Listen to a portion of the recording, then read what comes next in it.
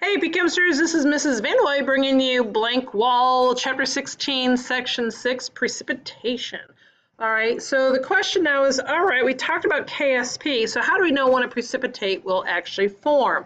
So here's our example from last time about calcium fluoride is in equilibrium with calcium ions and two fluoride ions, and KSP will equal that at equilibrium only. Now comes back our good friend Q. Remember Q? All right, Q will equal the concentrations at any conditions, all right? Usually we think about it in our initial conditions, okay? So the reaction quotient, this is really kind of an important idea. I have seen AP questions that deal with this exact thing right here. So you're going to calculate Q and then compare it to KSP. They're going to say, okay, given these set of conditions, will a precipitate form, yes or no? So how do we know if a precipitate will actually form? So if Q is greater than KSP, what does that mean? I have too many products. I have too many ions in solution. If I have too many ions in solution, it is supersaturated. And typically what happens when a solution is supersaturated, it will precipitate out like that rock candy. All right, if Q equals KSP, then it's saturated. So take a wild stab. If Q is less than KSP, the solution is unsaturated, meaning it will keep dissolving until we reach equilibrium, all right, which is where Q equals KSP. So this is a very, very common question right here. So if you have a 0.01 molar of silver nitrate mixed with a 0.015 molar of Ki, does a precipitate form, all right? So what do you do? Well, let me set this up, okay? Well, the first thing you do, of course, is write out your equation and then fill out your ice table. And here's my initial set of conditions, all right?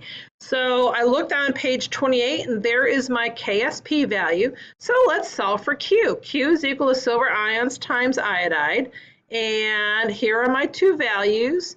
And here is my value, and I multiply the two together. So compare this to this. Well, which is bigger, my Q or something times 10 to the negative 17th? I think Q is. So if Q is greater than KSP, which it is, a precipitate will occur until when? Until this quotient equals 8.51 times 10 to the negative 17th. So you're going to get quite a bit of solid being formed, okay? Let's try the next one. A solution containing lead-2 nitrate is mixed with one containing sodium bromide to form a solution that is 0.015 molar lead-2 nitrate and 0.0035 molar sodium bromide. Does a precipitate form in the newly mixed solution? Well, let's find out. So if we do our double replacement reaction, all right, so aqueous and aqueous makes, our lead-2 bromide, that's solid. How do I know that? Well, because I know any compound containing sodium or nitrate is soluble, all right? So that means it will just keep dissolving. So this is the one we're talking about, okay? So we want to know what the solutions for the lead and the bromide are. Well, I need to set up Q first, don't I? So Q is equal to lead 2 plus times bromide minus. This is given the set of conditions. All right, so what is my lead concentration? It is 0.015, right from here. And what is my bromide condition? 0.0035. I'm going to square it. So when I do this, I get Q equals 1.8 times 10 to the negative 7th. All right, well, now I need to look up what the KSP is. And the KSP on page 28 is 4.67 times 10 to the negative 6. So what is Q? Is Q bigger than KSP or less than KSP? All right, well, I hope that you can figure that out. 10 to the negative 7 is less than 10 to the negative 6. So Q is less than that. So what's going to happen? Nothing, all right? You need to add more stuff, or more solid, will dissolve until all the molarities will equal KSP. What exactly does that mean? More solid will dissolve until the molarities. I didn't start out with a solid. So that comment from above doesn't make a whole lot of sense, does it? So in other words, do I have enough ions to make a precipitate? In the case of here where I don't start off with a solid, I am perhaps creating a solid I'm going to say no, no precipitate is going to form. So do you see what I just said here? Instead of saying more solid, folks, I don't have any solid yet, so I can't dissolve that until the molarities will equal KSP. All right, I don't have the solid to keep dissolving. All right, I didn't start off with a solid. I didn't place a scoop of lead 2 bromide into the solution to start with. So no, you do not get a precipitate. All right, only if Q is greater than KSP in a double replacement reaction like this will you create a precipitate. All right, let's look at problem number 30. Whoops, sorry about that. All right, so it says consider the solution by adding 175 mils of 0.1 molar barium chloride to 40 mils of 0.5 molar sodium hydroxide. Assume the additives are volumes are additive. The KSP per barium hydroxide is that. So first of all, write the net ionic equation for the dissolution. Go for it. All right, did you get this? All right, now what? What is the value of Q? Well, you need to find out some concentrations, don't you? So what I did, let me scroll this up a little bit more. First of all, I sang myself a little song saying, the moles on top of the mountain. Remember that? All right, so how many moles of barium hydroxide do I have? I multiplied the molarity times the volume, and I got that many moles of barium hydroxide. How many moles of, barium. How many moles of hydroxide do I have? Did the same thing. I multiplied my molarity times my volume. I got 0.20.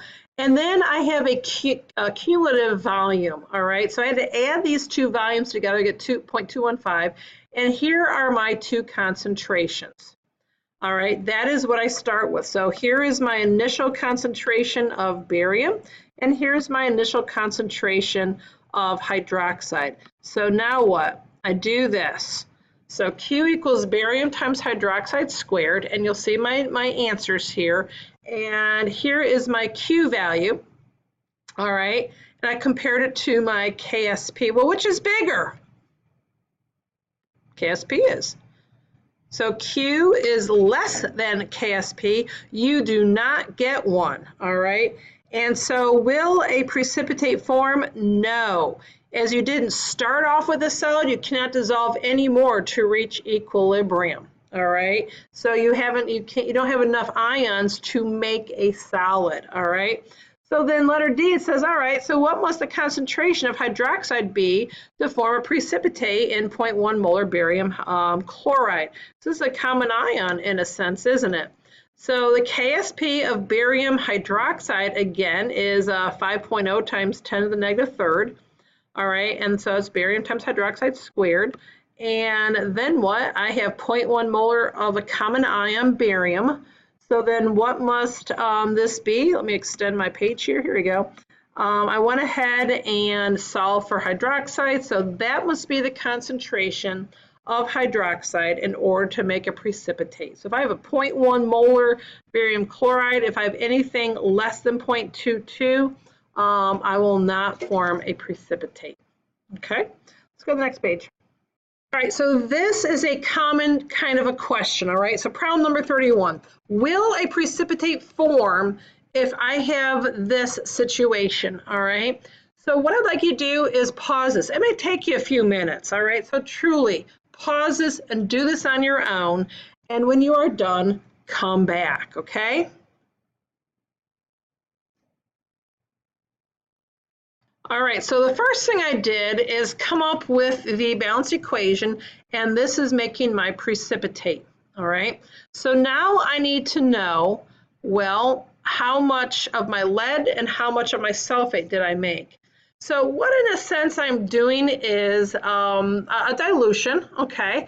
And so if you look at my dilution, I have M1, which is 8 times 10 to the third, V1 is 0.1, divided by M2, which I'm trying to find, V2. Well, V2 is 0.5 liters. Why? Because I'm adding these two volumes, all right? So when I did that, I'm trying to, show a little bit less work here. When I did my math, I got lead is 0.0016 and sulfate is 0.004. So if you didn't get these numbers, why don't you just pick up where I left off and now answer the question. Compare Q to KSP. does a precipitate form. So if you need to, pause this and then come back.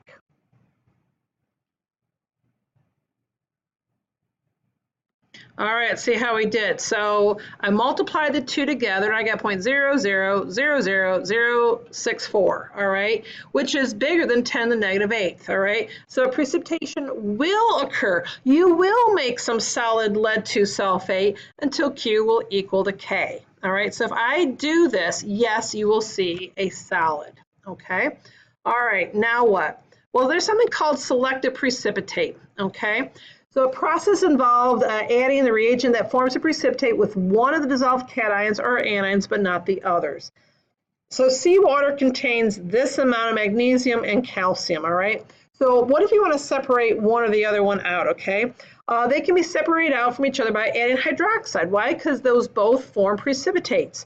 But because the differences in the KSP, you can precipitate one but not the other until a certain point, certain concentration of hydroxide.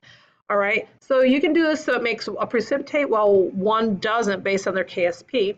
So the question is, what is the minimum hydroxide that will precipitate either magnesium or calcium ion? All right, and then how can you determine what that ion is? Well, you gotta check the KSP of each. The one with the lowest or the most negative exponent will take the least amount of concentration to have Q equals KSP. So I kind of went down there to this question, all right? So it says finding the concentration of the ions left after a selective, all right? So the same problem. So I'm gonna use the problem above to help me out here. All right, so this says, all right, well, which one is going to precipitate out first, okay? Well, here are my two KSPs. You tell me which one's going to precipitate out first. Well, which one has the lowest KSP value? It's going to be this one. All right, so it's going to take the least amount of hydroxide to start precipitating out the magnesium hydroxide, okay? So you can add drop of hydroxide and keep precipitating out the magnesium hydroxide, okay? And they're asking me, all right, so at a certain point, the hydroxide concentration is going to be big enough to start precipitating out the calcium hydroxide, okay? When that happens, how much magnesium do you have left? Okay, that's the question. So this is what I did. All right, here is my calcium hydroxide because I know this is the hydroxide concentration.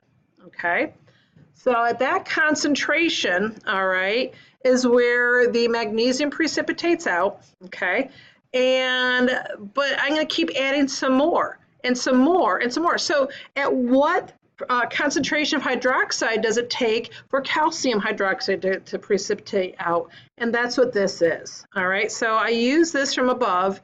I have 0.011 calcium in solution. So that's why I have it as an initial. All right, and you'll see what I did here. So if I have 0.011 concentration of calcium, how much hydroxide what's the minimum amount of hydroxide do I need to precipitate out? And this is what I got. When I solve for X, I got 0.01. But wait a minute, hydroxide's 2X, so I have to multiply it by 2. So that's the minimum concentration of hydroxide. But that's not the question. The question now is how much magnesium is left? All right, I need to go back and do this question. All right, so here is this. All right, and notice I really didn't fill this out. All right, I really don't care what the initial amount of magnesium is. I want to know what the end point is, all right? So here's my KSP for magnesium hydroxide.